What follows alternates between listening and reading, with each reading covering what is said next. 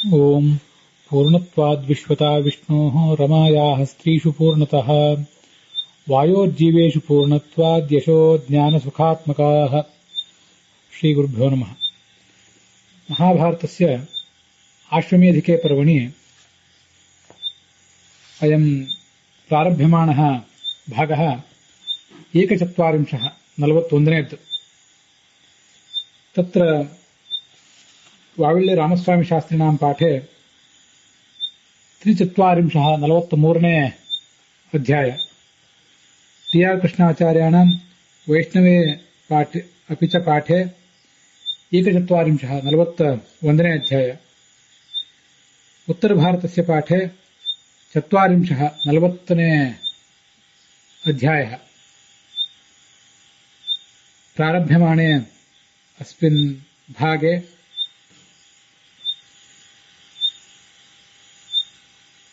संश्रूयते.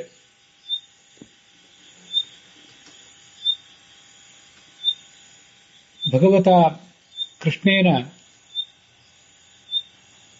अर्जुनं प्रति या अनुगीता उपादिश्यत तन्मध्ये चतुर्मुखेण ब्रह्मण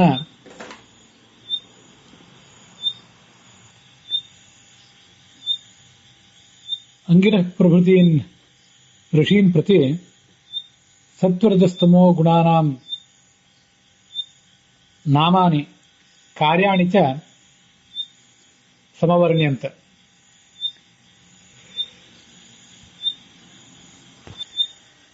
ಇವತ್ತಿನ ಈ ಭಾಗವನ್ನು ನೋಡುವುದಕ್ಕಿಂತ ಮುಂಚೆ ಈ ಹಿಂದಿನ ಅಧ್ಯಾಯದಲ್ಲಿ ನಾವು ನೋಡಿದಂಥ ಒಂದೆರಡು ಸಂಗತಿಗಳು,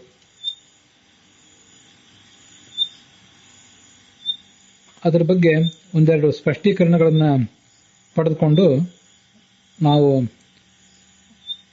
ಇವತ್ತಿನ ಅಧ್ಯಾಯವನ್ನು ನೋಡೋಣ. ಈಗ ಪ್ರಾರಂಭ ಕಾಣಬೇಕಾದಂಥ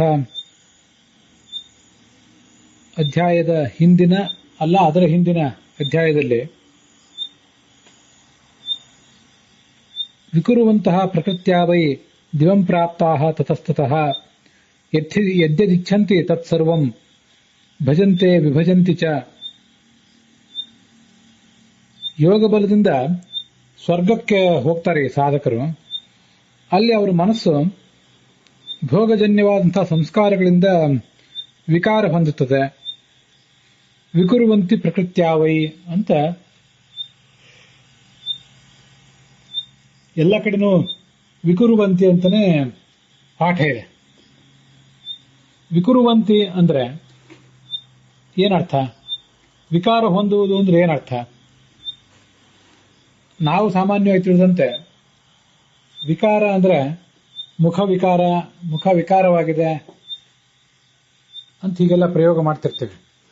ಅಲ್ಲಿ ಪ್ರಯೋಗ ಅದಕ್ಕೆಲ್ಲ ಕೆಟ್ಟದು ಅನ್ನೋ ಅರ್ಥದಲ್ಲಿ, ವಿಕಾರವಾಗಿದೆ ಅನ್ನೋದನ್ನೆಲ್ಲ ಕೆಟ್ಟದು ಅನ್ನೋ ಅರ್ಥದಲ್ಲಿ ನಾವು ಪ್ರಯೋಗ ಮಾಡ್ತಿರ್ತೀವಿ. ವಾಸ್ತವಿಕವಾಗಿ ವಿಕಾರ ಅಂದ್ರೆ ಕೆಟ್ಟದು ಅಂತಲೇ ಏನಲ್ಲ, ಬದಲಾವಣೆ ಹೊಂದೋದು ಅಂತ ಅರ್ಥ. ಭೋಗಜನ್ಯವಾದ ಸಂಸ್ಕಾರದ ಗಳಿಂದ ಅವರ ಮನಸ್ಸು ಬದಲಾವಣೆ ಹೊಂದುತ್ತದೆ ಅಂತ ಅರ್ಥ. ಆ ಸಮಯದಲ್ಲಿ ಅವ್ರು ಏನೇನು ಇಚ್ಛಿಸ್ತಾರೋ ಯದ್ಯದ್ ಇಚ್ಛಂತಿ ತತ್ಸರ್ವಂ ಭಜಂತೆ, ಏನವ್ರಿಗೆ ಅಪೇಕ್ಷೆ ಇರ್ತದೋ ಅದನ್ನೆಲ್ಲವನ್ನೂ ಪಡ್ಕೋತಾರೆ ಅಂತ ಅಲ್ಲಿ ನಮ್ಗೆ ಕಾಣಿಸ್ತದೆ. ಇಲ್ಲಿ ಬದಲಾವಣೆ ಹೊಂದುವುದಂದ್ರೆ ಮತ್ತಷ್ಟು ಆ ವಿಷಯ ಪದಾರ್ಥಗಳನ್ನು ಬಯಸುವುದು ಅಂತ ನಾವು ಅರ್ಥ ಮಾಡ್ಕೋಬಹುದು. ಈ ಜಗತ್ತಿನಲ್ಲಿದ್ದಾಗ ನಾನಾ ಥರದ ಯೋಗಗಳನ್ನು ಅವಲಂಬಿಸಿ ಪುಣ್ಯ ಸಂಪಾದನೆ ಮಾಡಿ ಸ್ವರ್ಗಕ್ಕೆ ಹೋಗಿದ್ದಾರೆ. ಒಂದು ಬಾರಿ ಭೋಗ ಅನುಭವಿಸಿದಾಗ ಭೋಗದ ಸಂಸ್ಕಾರದಿಂದಾಗಿ ಮತ್ತಷ್ಟು ಭೋಗಗಳು ಬೇಕು ಅಂತ ಅವರಿಗೆ ಕಾಣುತ್ತದೆ. ಹೀಗೆ ಅಲ್ಲಿ ವಿಕಾರ ಅಂದ್ರೆ ಬದಲಾವಣೆ. ಮತ್ತಷ್ಟು ಬೇಕು ಅಂತ ಅವರಿಗೆ ಅನಿಸಿದಾಗ ಅವರು ಏನೇನನ್ನ ಬಯಸ್ತಾರೋ ಅದೆಲ್ಲವನ್ನೂ ಪಡ್ಕೋತಾರೆ. ಹೀಗೆ ಆ ಶ್ಲೋಕಕ್ಕೆ ನಾವು ಅರ್ಥ ಮಾಡಬಹುದು. ಇದು ವಾವಿಳ್ಳಿ ರಾಮಸ್ವಾಮಿ ಶಾಸ್ತ್ರಿಗಳ ಪಾಠದಲ್ಲಿ 41ನೇದ್ದು. TR ಮತ್ತೆ ಉತ್ತರ ಭಾರತದ ಪಾಠದಲ್ಲಿ 38ನೇ ಅಧ್ಯಾಯ ಇದು. ಮತ್ತೆ ವೈಷ್ಣವ ಪಾಠದಲ್ಲಿ ನೀವ್ಯಾರಾದ್ರೂ ನೋಡುವವರಿದ್ರೆ ಇದು 39ನೇ ಅಧ್ಯಾಯದಲ್ಲಿ ವಿವರಣೆ. ಮತ್ತೆ ಅದೇ ಅಧ್ಯಾಯದ ಕೊನೆಯ ಶ್ಲೋಕ ಒಂದು ಹೀಗಿದೆ: ಈ ಮನುಷ್ಯ ಸತ್ವರಜಸ್ತಮೋ ಗುಣಗಳ ಈ ಪ್ರಭಾವಗಳನ್ನ, ಅದರ ಗುಣಗಳನ್ನು ಯಾರು ತಿಳ್ಕೋತಾರೆ ಅವರು ಸತ್ವಗುಣದ ಯೋಗ್ಯವಾದ ಫಲಗಳನ್ನು ಪಡೀತಾನೆ, ಮತ್ತೆ ಯಾವುದೇ ಗುಣದಿಂದ ಬದ್ಧನಾಗೋದಿಲ್ಲ ಅಂತ ಕೊನೆಗೆ ಅಲ್ಲಿ ಬಂದಿದೆ. ಯಾವುದೇ ಗುಣದಿಂದ ಬದ್ಧನಾಗೋದಿಲ್ಲ, ಆದರೆ ಸತ್ವಗುಣದ ಫಲವನ್ನ ಪಡಿತಾನೆ. ಗುಣಾಂಶ ಭುಂಕ್ತೆ ನ ಗುಣೈಹಿ ಯುಜ್ಯತೆ ಅಂತ ಈಗಲ್ಲಿ ಬಂದಿರೋದು. ಸತ್ವಗುಣದ ಫಲವನ್ನು ಪಡೆದ ಮೇಲೆ ಗುಣಗಳ ಬಂಧನಕ್ಕೊಳಗಾಗೋದಿಲ್ಲ ಅಂದ್ರೆ ಏನರ್ಥ ಅಂತ ನಮಗೊಂದು ಸಂಶಯ ಬರಬಹುದು. ಸತ್ವಗುಣದ ಫಲಗಳು ಅಂದ್ರೆ ಮನಸ್ಸಿನ ಪ್ರಸನ್ನತೆ, ಜ್ಞಾನ, ಮತ್ತೆ ಶರೀರ ಮತ್ತೆ ಮನಸ್ಸುಗಳ ಒಂದು ಚುರುಕುತನ ಅಂತ ಸತ್ವಗುಣದ ಪ್ರಭಾವಗಳನ್ನ, ಸತ್ವಗುಣದ ಫಲಗಳನ್ನು ಏನು ಭಗವದ್ಗೀತಾದ 17-18ನೇ ಅಧ್ಯಾಯಗಳಲ್ಲಿ ಹೇಳಿದ್ದಾರೆ ಅದರ ಫಲಗಳನ್ನು ಪಡ್ಕೋತಾನೆ. ಆದರೆ ಆ ಫಲವನ್ನು ಪಡ್ಕೊಂಡೂ ಕೂಡ ಯಾವುದೇ ಗುಣದಿಂದ ಅವನು ಬದ್ಧನಾಗೋದಿಲ್ಲ. ಗುಣಗಳಿಂದ ಬದ್ಧನಾಗುವುದು ಅಂದ್ರೆ ಸಂಸಾರದಲ್ಲಿ ಮತ್ತಷ್ಟು ಆಳವಾಗಿ ಸಿಕ್ಕಿ ಬೀಳುವುದು ಅಂತ ಅರ್ಥ. ಇವನು ಸಿಕ್ಕಿ ಬೀಳೋದಿಲ್ಲ, ಆದರೆ ಆ ಗುಣಗಳ ಪ್ರಭಾವವನ್ನು ಪಡೆದು ಅದರ ಫಲಗಳನ್ನು ಪಡೆದು ಸಾಧನೆ ಮಾರ್ಗದಲ್ಲಿ ಮುಂದುವರಿತಾನೆ ಅಂತ ನಾವು ಅದಕ್ಕೆ ಅರ್ಥ ಮಾಡಬಹುದು.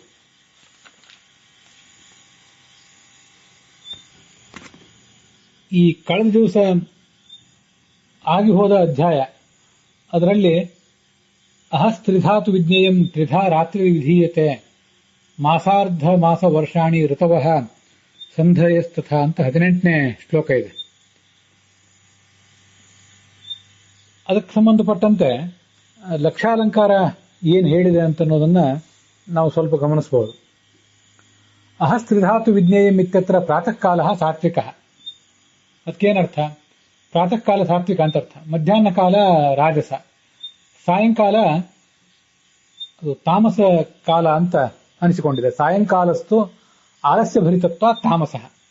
ಮೊನ್ನೆ ನಾನು ಇದನ್ನು ಸ್ವಲ್ಪ ಹೇಳಿದೆ, ಆದರೆ ಲಕ್ಷಾಲಂಕಾರವನ್ನು ಉದ್ಧರಿಸಿ ಹೇಳಲಿಲ್ಲ ಅವತ್ತು. ಸಾಯಂಕಾಲ ಸಮೀಪಿಸಿದಂತೆ ದಣಿದ ಮನುಷ್ಯನಿಗೆ ಆಲಸ್ಯ ತುಂಬಿರುವುದರಿಂದ ಅದನ್ನ ತಾಮಸ ಕಾಲ ಅಂತ ನಾವು ತಿಳ್ಕೊಳ್ಬಹುದು. ಹಾಗೆ ರಾತ್ರಿಯಲ್ಲಿಯೂ ಕೂಡ ಮೊದಲನೇ ಕಾಲ ರಾಜಸ ಅಂತ ಕರೆಸ್ಕೋತದೆ, ಮತ್ತೆ ಮಧ್ಯರಾತ್ರಿಯ ಕಾಲ ತಾಮಸ ಅಂತ ಅನಿಸ್ಕೊಂಡಿದೆ. ಅಪರರಾತ್ರಿಯ ಕಾಲ ಆಗ ಮನುಷ್ಯನಿಗೆ ಪ್ರಸನ್ನತೆ ಇರುವುದರಿಂದ, ಮಲಗಿದಂತಹ ಮನುಷ್ಯನಿಗೆ ಪ್ರಸನ್ನತೆ ಇರುವುದರಿಂದ ಅದು ಸಾತ್ವಿಕ ಕಾಲ ಅಂತ ಕರೆಸ್ಕೋತದೆ. ರಾತ್ರಿಯ 3ನೇ ಭಾಗ ಅದು. ರಾತ್ರಿಯ ಮೊದಲ ಭಾಗ ರಾಜಸ ಭಾಗ, ಮಧ್ಯ ಭಾಗ ತಾಮಸ ಭಾಗ, ಮತ್ತೆ ರಾತ್ರಿಯ ಕೊನೆಯ ಭಾಗ ಪ್ರಸನ್ನ ಕಾಲತ್ವ ಸಾತ್ವಿಕಿ. ಅದನ್ನೇ ಸಾತ್ವಿಕ ಕಾಲ ಅಂತ ನಾವು ಹೇಳಬಹುದು. ಕೃಷ್ಣ ಪಕ್ಷದ ಕೊನೆಯ ಭಾಗ ತಾಮಸ ಅಂತ ಅನಿಸ್ಕೊಂಡಿದೆ. ಆಗ ಕತ್ತಲೆ ಹೆಚ್ಚಾಗಿರ್ತದೆ ಯಾವುದೇ ಮಾಸದ ಕೃಷ್ಣ ಪಕ್ಷದಲ್ಲಿ. ಅಷ್ಟಮಿಯವರೆಗೆ ಎರಡೂ ಪಕ್ಷಗಳಲ್ಲಿಯೂ ಕತ್ತಲು ಬೆಳಕು ಇದ್ದೇ ಇರ್ತದೆ. ಅಷ್ಟಮಿ ಅಂತನ್ನುವುದು ಪಕ್ಷದ ಮಧ್ಯಭಾಗ, ನಮಗಿದು ಗೊತ್ತಿದೆ. ಆದ್ರಿಂದ ಬೆಳಕು ಮತ್ತು ಕತ್ತಲು ಎರಡೂ ಕೂಡ ಅಲ್ಲಿ ಸಮಾನವಾಗಿರ್ತದೆ.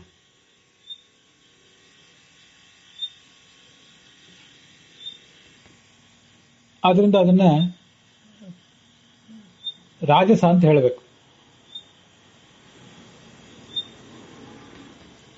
ಮತ್ತೆ ಶುಕ್ಲ ಕೃಷ್ಣ ಈ ಎರಡೂ ಪಕ್ಷಗಳಲ್ಲಿಯೂ ಕೂಡ ಶುಕ್ಲ ಪಕ್ಷವನ್ನ ಹುಣ್ಣಿಮೆಯನ್ನ ಶುಕ್ಲ ಪಕ್ಷದಲ್ಲಿ ಕೊನೆಗೆ ಬರುವಂತಹ ಹುಣ್ಣಿಮೆಯನ್ನ ಸಾತ್ವಿಕ ಅಂತಲೂ, ಕೃಷ್ಣ ಪಕ್ಷದಲ್ಲಿ ಕೊನೆಗೆ ಬರುವಂತಹ ಅಮಾವಾಸ್ಯೆಯನ್ನ ತಾಮಸ ಅಂತಲೂ ವರ್ಣಿಸ್ತಾರೆ.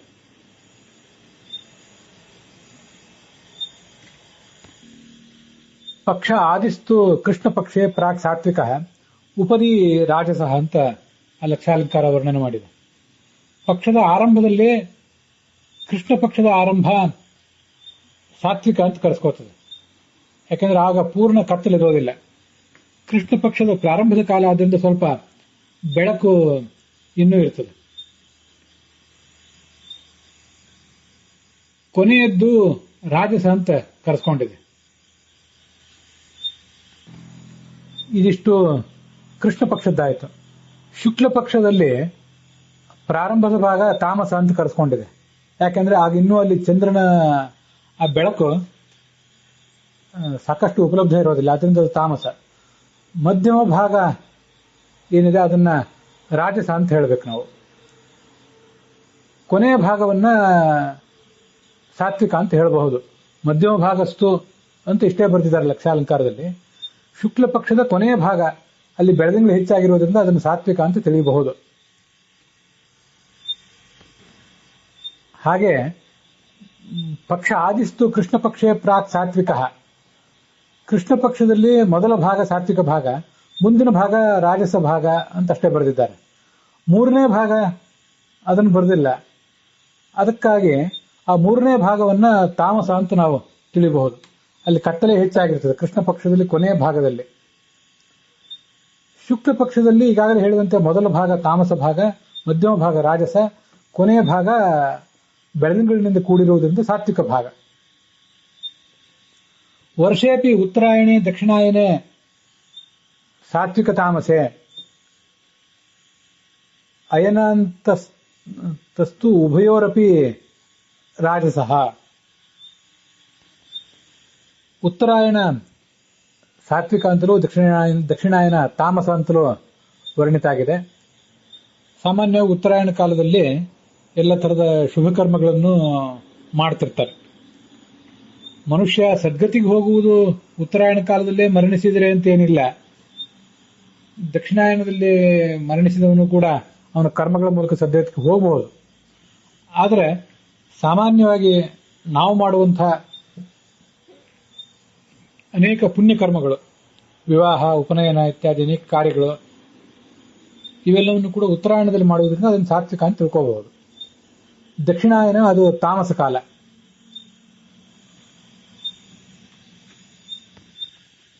ಅಯನ ಅಂತಸ್ತು ಆ ಉತ್ತರಾಯಣ ಮತ್ತು ದಕ್ಷಿಣಾಯನಗಳ ಕೊನೆಯ ಭಾಗ ಏನಿದೆ ಅದು ರಾಜಸ ಅಂತಲೇ ಕರೆಸಿಕೊಂಡಿದೆ. ಯಾಕಂದ್ರೆ ಉತ್ತರಾಯಣದ ಕೊನೆಯ ಭಾಗ ಅಂದ್ರೆ ದಕ್ಷಿಣಾಯನ ಬರುವಂತ ಸಮಯ ಅಂತ ಅರ್ಥ. ಹಾಗೆ ದಕ್ಷಿಣಾಯನದ ಕೊನೆಯ ಭಾಗ ಅಂದ್ರೆ ಉತ್ತರಾಯಣ ಬರುವ ಕಾಲ ಅಂತ ಅರ್ಥ. ಈಗ ಅದೊಂದು ರೀತಿಯ ಸಂಧಿಕಾಲ.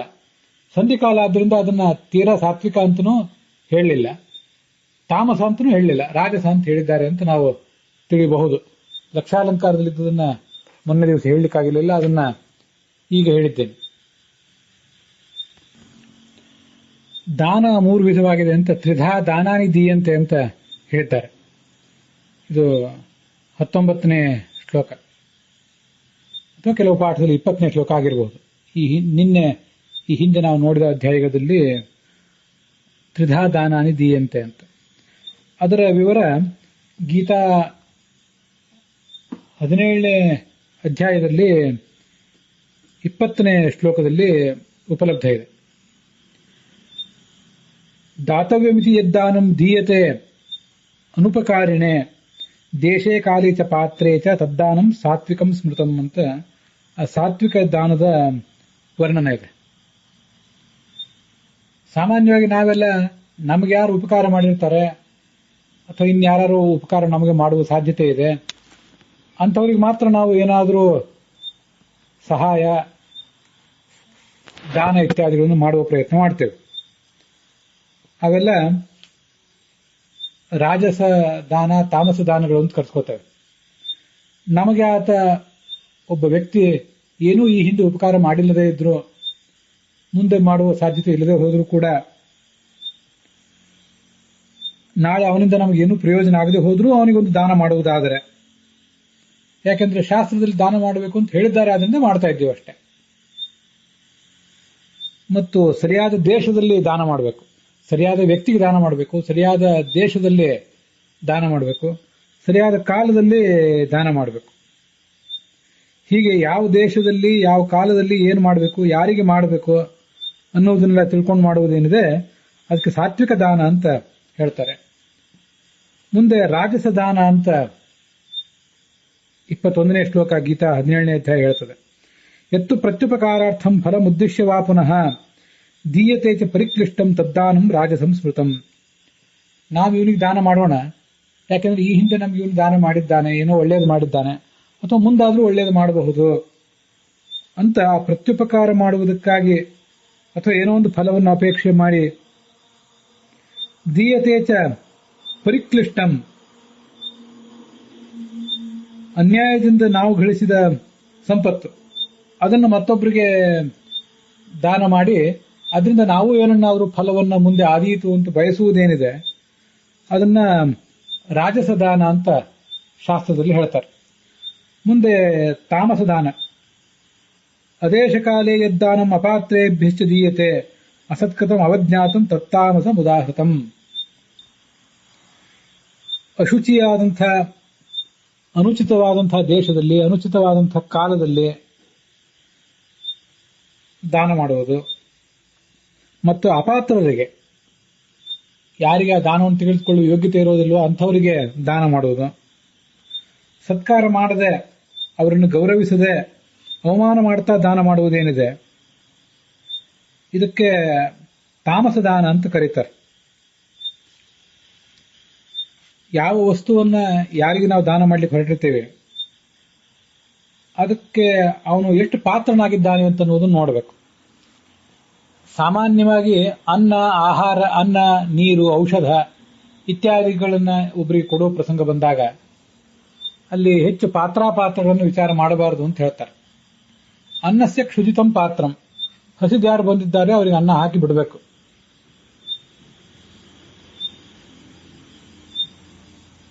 ಹೊರತು ಅವನು ವಿದ್ವಾಂಸನೋ ಜ್ಞಾನಿಯೋ ಶಮದಮಾದಿ ಸಂಪನ್ನನೋ ಅನ್ನುವುದನ್ನು ಅಲ್ಲಿ ಆಲೋಚನೆ ಮಾಡಬಾರದು. ಹಾಗೆ ನೀರು, ಔಷಧ ಇತ್ಯಾದಿ ಎಲ್ಲವೂ ಕೂಡ ಅವರು ಕಷ್ಟದಲ್ಲಿದ್ದಾರೆ ಅಂದ್ರೆ ಅವರಿಗೆ ಔಷಧೋಪಚಾರ ಇತ್ಯಾದಿ ಎಲ್ಲವನ್ನು ಕೂಡ ಮಾಡಬೇಕು.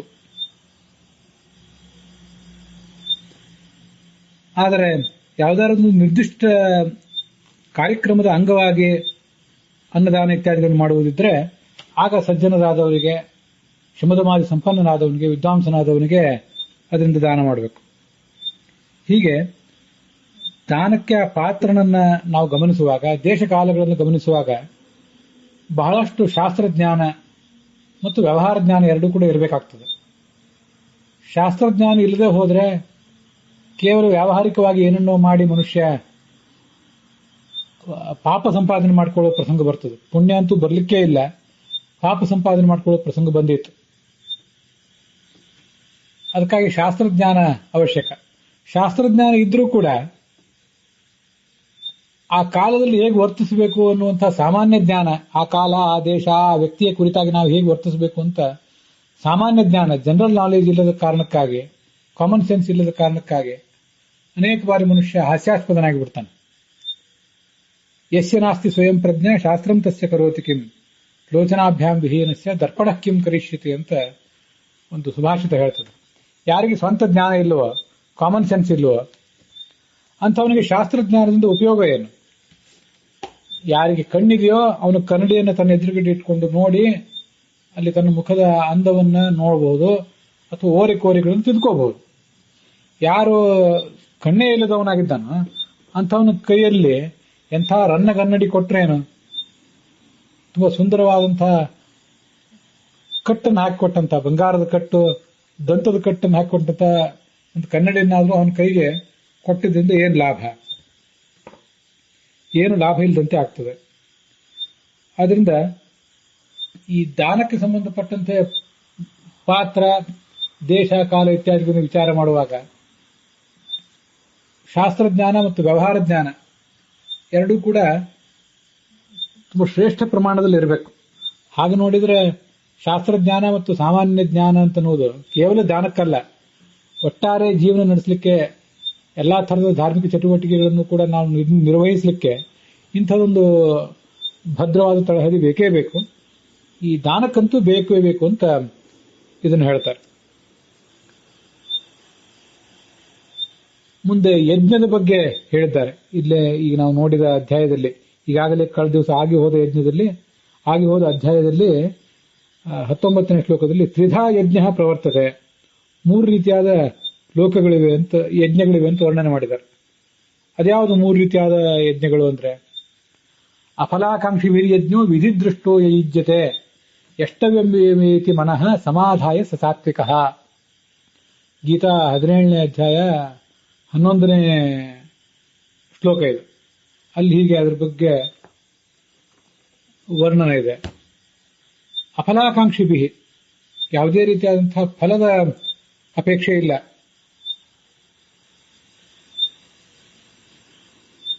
ಫಲವನ್ನು ಬಯಸಿದೇನೆ ಯಜ್ಞ ಮಾಡೋದು, ಅದು ವಿಧಿಪೂರ್ವಕವಾಗಿ ಹೇಗೆ ಯಜ್ಞ ಮಾಡಬೇಕು ಅಂತನ್ನುವುದನ್ನು ಸರಿಯಾಗಿ ತಿಳಿದು ಮಾಡಬೇಕು. ಎಷ್ಟವ್ಯಮೇವೇತಿ ಮನಃ, ಭಗವಂತನ ಪ್ರೀತಿಗಾಗಿ ನಾವು ಇದನ್ನು ಮಾಡ್ತಾ ಇದ್ದೇವೆ ಹೊರತು ಬೇರೆ ಯಾರನ್ನೂ ಸಂತೃಪ್ತರನ್ನಾಗಿ ಮಾಡ್ಲಿಕ್ಕಾಗಿ ಯಜ್ಞ ಮಾಡ್ತಾ ಇಲ್ಲ ಅನ್ನುವ ಎಚ್ಚರ ನಮಗಿರಬೇಕು. ಮನಃಪೂರ್ವಕವಾಗಿ ಪೂರ್ಣವಾದ ಶುದ್ಧವಾದ ಮನಸ್ಸಿನಿಂದ ಮಾಡುವ ಯಜ್ಞವೇ ಸಾತ್ವಿಕ ಯಜ್ಞ. ಮನಸ್ಸಮಾಧಾಯ ಅಂತ ಹೇಳಿದ್ದಾರೆ, ಬಹಳ ಮಹತ್ವದ ಶಬ್ದ ಅದು. ಮನಃಪೂತಂ ಸಮಾಚರೇತ್ ಅಂತ ಶಾಸ್ತ್ರ ಹೇಳ್ತದೆ. ವಸ್ತ್ರಪೂತಂ ದೃಷ್ಟಿಪೂತಂ ನೆಸೇತ್ಪಾದಂ ವಸ್ತ್ರಪೂತಂ ಪಿಬೇಜ್ಜನಂ ಸತ್ಯಪೂತಾಂ ವದೇದ್ವಾಚಂ ಮನಃಪೂತಂ ಸಮಾಚರೇತ್ ಅಂತ. ನಾವು ಒಂದು ಹೆಜ್ಜೆಯನ್ನಿಡುವಾಗ ಕಣ್ಣಿನ ಮೂಲಕ ನಾವು ಹೋಗುವ ಜಾಗ ಸ್ವಚ್ಛವಾಗಿದೆಯೋ ಇಲ್ಲೋ ಅನ್ನೋದು ಗಮನಿಸಿ ಕಾಲಿಡಬೇಕು. ವಸ್ತ್ರಪೂತಂ ಪಿಬೇಜ್ಜನಂ, ನೀರು ಕುಡಿಯುವಾಗ ಬಟ್ಟೆಯಿಂದ ನೀರನ್ನು ಸೋಸಿ ಸ್ವಚ್ಛವಾದ ನೀರನ್ನು ಕುಡಿಯಬೇಕು. ಸತ್ಯಪೂತಾಂ ವದೇದ್ವಾಚಂ, ನಾವು ಆಡುವ ಮಾತು ಸತ್ಯದ ಸ್ಪರ್ಶದಿಂದಾಗಿ ಶುದ್ಧವಾದದ್ದಾಗಿರಬೇಕು. ಮತ್ತು ಮನಃಪೂತಂ ಸಮಾಚಾರ, ಎಲ್ಲೋ ಶಾಸ್ತ್ರದಲ್ಲಿ ಹೀಗೆ ಮಾಡಬೇಡ ಅಂತ ಹೇಳಿದ್ದಾರೆ ಅಂದ ಮಾತ್ರಕ್ಕೆ ನಾವು ಅದನ್ನು ಮಾಡದಿರುವುದು, ಹೀಗೆ ಮಾಡಬೇಕು ಅಂತ ಹೇಳಿದ್ದಾರೆ ಅನ್ನೋ ಕಾರಣಕ್ಕಾಗಿ ಮಾಡುವುದು, ಇದ್ಯಾವುದಕ್ಕೂ ಅರ್ಥ ಇಲ್ಲ. ಅದನ್ನು ಮಾಡಿದ್ರಿಂದ ನಮಗೆ ಮನಸ್ಸಮಾಧಾನ ಆಗಿದೆಯಾ ಅಂತನ್ನುವುದನ್ನ ಆ ವ್ಯಕ್ತಿ ಗಮನಿಸಬೇಕು. ಮನಸ್ಸಿಗೆ ಸಮಾಧಾನ ಆಗುವಂತಿದ್ರೆ, ಮನಸ್ಸಿಗೆ ತೃಪ್ತಿ ಆಗುವಂತಿದ್ರೆ ಅದನ್ನು ಮಾತ್ರ ಆಚರಣೆಗೆ ತರಬೇಕು ಅಂತ ಅದರ ಅರ್ಥ.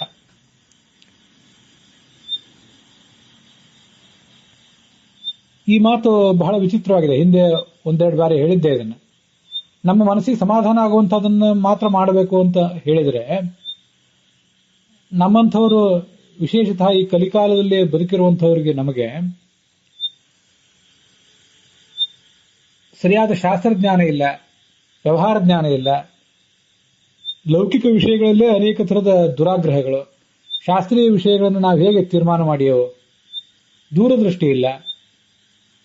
ನಾವು ಮಂದ ಪ್ರಜ್ಞರು, ಮಂದವಾದ ಆಯುಷ್ಯ ಇದ್ದವರು ನಾವು.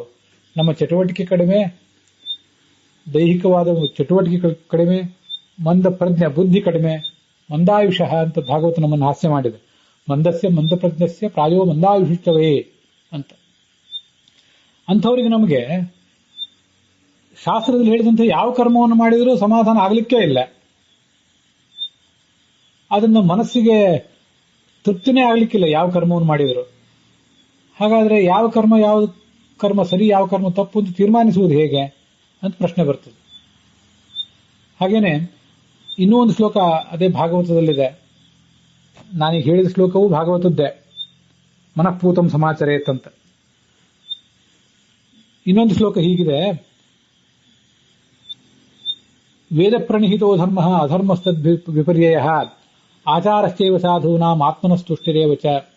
ವೇದದಲ್ಲಿ ಹೇಳಲ್ಪಟ್ಟದ್ದೇ ಧರ್ಮ, ಅದಕ್ಕೆ ಭಿನ್ನವಾದದ್ದೆಲ್ಲ ಅಧರ್ಮ. ವೇದ ಅಂದ್ರೆ ಇಲ್ಲಿ ಶಾಸ್ತ್ರ ಅಂತ ಅರ್ಥ ಅಷ್ಟೇ ಒಟ್ಟಾರೆ. ಆಚಾರಶ್ಚೈವ ಸಾಧೂನಾಂ, ಸಜ್ಜನರ ನಡವಳಿಕೆ, ಅವರ ನಡೆ ನುಡಿ ಅವೆಲ್ಲವೂ ಕೂಡ ನಮಗೆ ಪ್ರಮಾಣನೆ. ಮತ್ತು ಆತ್ಮನಃ ತುಷ್ಟಿರೇವ, ಮಾಡುವವನಿಗೆ ತುಷ್ಟಿ ಅದರಿಂದ ಆಗ್ತಿದೆಯೋ ಇಲ್ಲೋ, ಸಮಾಧಾನ ಆಗ್ತಿದೆಯೋ ಇಲ್ಲೋ ಅಂತನ್ನೋದನ್ನ ಗಮನಿಸಬೇಕು. ಇವೆಲ್ಲವೂ ಕೂಡ ಆ ಧರ್ಮ ಯಾವುದು ಅಧರ್ಮ ಯಾವುದು ಅಂತನ್ನೋದನ್ನು ತೀರ್ಮಾನ ಮಾಡಲಿಕ್ಕೆ ನಮಗೆ ಉಪಯುಕ್ತ ಆಗುವಂತಹ ಸಂಗತಿಗಳು, ಮಾನದಂಡಗಳು ಅಂತ ಹೇಳ್ತದೆ. ಆತ್ಮನಸ್ತುಷ್ಟಿರೇವಚ ಅಂತ ಒಂದ್ ಕಡೆ ಬಂತು, ಮನಃಪೂತಂ ಸಮಾಧಾಯ ಅಂತ ಇನ್ನೊಂದ್ ಕಡೆ ಬಂತು. ನಮ್ಮಂಥವರಿಗೆ ತುಷ್ಟಿಯಾಗುವುದು ಯಾವಾಗ? ನಮ್ಮ ಮನಸ್ಸಿಗೆ ನಾವು ಮಾಡುವ ಕೆಲಸಗಳು ಸರಿ ಅಂತ ಕಾಣಿಸುವುದು ಯಾವಾಗ? ನಮ್ಮಂಥವರ ಆಲೋಚನೆಗಳನ್ನೇ, ನಮ್ಮಂಥವರ ತೃಪ್ತಿ, ನಮ್ಮಂಥವರ ಸಮಾಧಾನವನ್ನೇ ಮಾನದಂಡವಾಗಿ ಇಟ್ಕೊಂಡ್ಬಿಟ್ರೆ ಧರ್ಮ ಅಧರ್ಮಗಳ ವ್ಯವಸ್ಥೆಯೇ ಕುಸಿದು ಬೀಳ್ತದಲ್ಲ ಅಂತ ನಮಗೆ ಸಂಶಯ ಬರಬಹುದು. ಅದಕ್ಕೆ ನಮ್ಮಂಥವ್ರದ್ದು ಅಂತ ಅರ್ಥ ಅಲ್ಲ. ಯಾರು ಶಾಸ್ತ್ರವನ್ನು ಸರಿಯಾಗಿ ತಿಳಿದವರಿದ್ದಾರೆ, ಮಹಾಜನೋ ಏನಗತಸ್ಸ ಪಂಥಾಹ ಅಂತ ಮಹಾಭಾರತದ ಉದ್ಯೋಗ ಪರ್ವದ ಯಕ್ಷ ಪ್ರಶ್ನದಲ್ಲಿ ಬರುವಂತೆ, ಸಜ್ಜನರಾದ ದೊಡ್ಡವರು ಯಾರಿದ್ದಾರೆ, ಶಾಸ್ತ್ರವನ್ನು ಬಲ್ಲವರು, ಅವರ ಮನಸ್ಸಿಗೆ ತೃಪ್ತಿ ಕೊಡುವಂಥದ್ದು ಅಂತ ಅರ್ಥ. ನಮ್ಮಂಥವ್ರನ್ನ ಅಲ್ಲಿ ಮಾನದಂಡವಾಗಿ ಇಟ್ಕೊಂಡೇ ಇಲ್ಲ. ನಮ್ಮಂಥವ್ರು ನಮ್ಮ ಆಲೋಚನೆಗಳು, ನಮ್ಮ ನಡೆನುಡಿಗಳನ್ನ ಅಲ್ಲಿ ಅವರು ಮಾದರಿಯಾಗಿ ಇಟ್ಕೊಂಡೇ ಇಲ್ಲ. ಅಲ್ಲಿ ಹೇಳಲ್ಪಟ್ಟದ್ದೆಲ್ಲ ಜ್ಞಾನಿಗಳ ಒಂದು ನಡೆನುಡಿಯೇ, ಅವರ ಮನಸ್ಸಮಾಧಾನವೇ. ಮತ್ತೆ ನಮ್ಮಂಥವ್ರಿಗೆ ಅಲ್ಲೊಂದು ಸೂಚನೆ ಇದೆ, ಮನಃಪೂತಂ ಸಮಾಚರೇ. ಮಾಡುವ ಕೆಲಸ ಅಶ್ವಮೇಧಯಾಗದಂತಹ ಮಹಾ ಕೆಲಸ ಇದ್ರು, ಈಗಿನ ಕಾಲದಲ್ಲಿ ಯಾರು ಅಶ್ವಮೇಧ ಯಾಗವನ್ನು ಮಾಡ್ತಾ ಇಲ್ಲ, ಕಲಿಯುಗದಲ್ಲಿ ಮಾಡಬಾರದು ಅಂತ ನಿಷೇಧವೂ ಇದೆ. ಮತ್ತೆ ಅಂತ ದೊಡ್ಡ ಯಜ್ಞವನ್ನ ಜನಸಾಮಾನ್ಯರಾದವರು ಮಾಡ್ಲಿಕ್ಕೂ ಆಗಲಿಕ್ಕಿಲ್ಲ. ಆದ್ರೆ ನಮ್ಮ ಜೀವನವೇ ಒಂದು ಅಶ್ವಮೇಧ ಯಜ್ಞ. ನಮ್ಮ ಮನಸ್ಸೆಂಬ ಕುದುರೆಯನ್ನ ಇಲ್ಲಿ ನಾವು ಓಡಿ ಹೋಗ್ಲಿಕ್ಕೆ, ಕುದುರೆಯನ್ನು ನಾವು ಬಿಟ್ಟಿದ್ದೇವೆ, ಅದನ್ನು ಕಟ್ಟಿ ಹಾಕಿ ಆ ಮನಸ್ಸೆಂಬ ಕುದುರೆಯನ್ನ ಈ ಜೀವನವೆಂಬ ಅಶ್ವಮೇಧ ಯಾಗದಲ್ಲಿ ನಾವು ಬಲಿ ಕೊಟ್ಟು ನಮ್ಮ ಅಶ್ವಮೇಧ ಯಾಗವನ್ನು ನಾವು ಸಮಾಪ್ತ ಮಾಡಬೇಕಾಗಿದೆ. ಇದೇ ಒಂದು ದೊಡ್ಡ ಯಜ್ಞ. ಹೀಗೆ ಈ ಜೀವನವೆಂಬ ಅಶ್ವಮೇಧ ಯಜ್ಞ, ನಿತ್ಯ ಮಾಡುವಂತಹ ಉಪಾಸನ, ಅಗ್ನಿಹೋತ್ರ ಮೊದಲಾದವುಗಳು, ಇವೆಲ್ಲವನ್ನು ಮಾಡಬೇಕಾದ್ರೂ ಕೂಡ ಮನಸ್ಸಿಗೆ ಅದು ತೃಪ್ತಿ ಕೊಡುವವರೆಗೂ ನೀವು ಶಾಸ್ತ್ರದ ಜ್ಞಾನವನ್ನು ಸಂಪಾದನೆ ಮಾಡಿರಿ. ಅದಕ್ಕೆ ಬೇಕಾದಂತಹ ಎಲ್ಲ ಮನನ ಎಲ್ಲವನ್ನೂ ಕೂಡ ಮಾಡಿರಿ. ಶೃಣುಯಾದ್ ಯಾವದ್ ಅಜ್ಞಾನಂ ಮತಿರಿ ಯಾವದ್ ಅಯುಕ್ತತಾ. ಶೃಣುಯಾದ್ ಯಾವದ್ ಅಜ್ಞಾನಂ, ನೀವು ಎಲ್ಲಿವರೆಗೂ ಅಜ್ಞಾನ ಇದೆಯೋ ಅಲ್ಲಿವರೆಗೂ ಚೆನ್ನಾಗಿ ಶ್ರವಣ ಮಾಡಲೇಬೇಕು.